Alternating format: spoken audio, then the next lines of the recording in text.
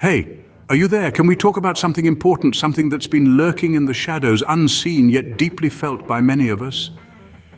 It's a feeling that creeps up on us, an invisible hand reaching into our chest, gripping our heart with an unrelenting force. It's anxiety, a word we've all heard, a feeling we've all experienced, yet something so deeply personal it's almost impossible to put into words.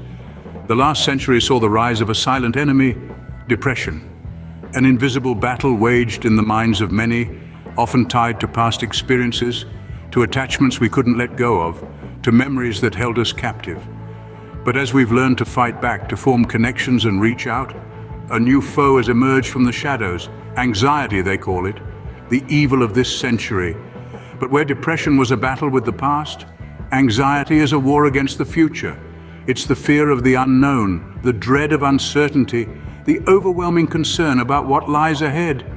It's the sleepless nights spent worrying about things that have yet to happen, about scenarios that may never unfold.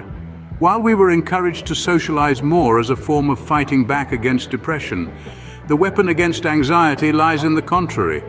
It lies in solitude. But don't confuse solitude with loneliness. They may seem similar, but in reality they're worlds apart. Loneliness is a state of isolation, a feeling of being alone despite being surrounded by others. Solitude, on the other hand, is a conscious choice to spend time alone, to reconnect with oneself, to find peace in the silence. It's a form of self-care, of self-centeredness, a way to stay in the present and free ourselves from the illusion of the future that torments us with unnecessary uncertainty, unwanted concerns, and overwhelming burdens. The unseen enemy of this century isn't a tangible beast. It's the anxiety that lurks in our minds, the fear of the future, the uncertainty that keeps us awake at night. Before we dive into the unexpected solution, let's take a moment to connect. If you're finding value in this video, consider subscribing to our channel at !!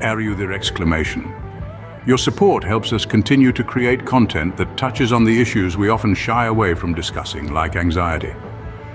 By subscribing, you're joining a community of sensitive souls who find strength in understanding, comfort in shared experiences, and hope in solutions. You're not alone in your battle with anxiety, and by subscribing, you're helping us spread this important message to others who might be struggling in silence. So go ahead, hit that subscribe button, and let's continue this journey together.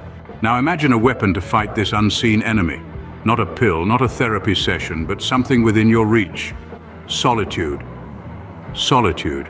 It's a word that often carries a negative connotation, often confused with loneliness, but let's take a moment to differentiate the two. Loneliness is an emotional response to being alone, a feeling of isolation, even when surrounded by others.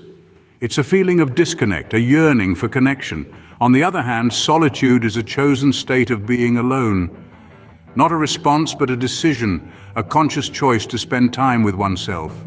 In solitude, we find respite, a pause from the cacophony of life. It's in this quiet that we can hear our own thoughts, our own voice. It's a space for self-reflection, for self-discovery. It's a stage where we can confront our fears, our dreams, our strengths, our weaknesses. It's an opportunity to understand ourselves better, to nurture our relationship with ourselves. It's a journey to becoming self-centered, not in a selfish way, but in a way that allows us to focus on our own well-being, our own growth. Solitude is a sanctuary where we can escape the relentless pursuit of future uncertainties. It's a realm where we can detach ourselves from the illusion of the future, from the concerns that often weigh us down, the burdens that often overwhelm us. In solitude, we learn to live in the present, to appreciate the now. We learn to navigate the currents of life, not against them, but with them. We learn to let go of the anxieties that are rooted in the unknown, the uncertainties of the future. So the next time you find yourself tangled in the worries of tomorrow, remember the power of solitude.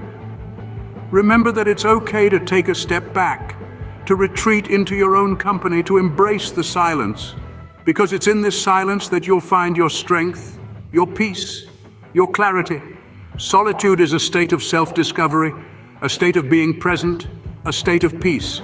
So how can you embrace solitude to fight this unseen enemy called anxiety? Well, it starts with setting aside time for yourself. In the hustle and bustle of life, we often forget to take a breather. A few minutes of solitude each day can do wonders for your mental health. Next, practice mindfulness.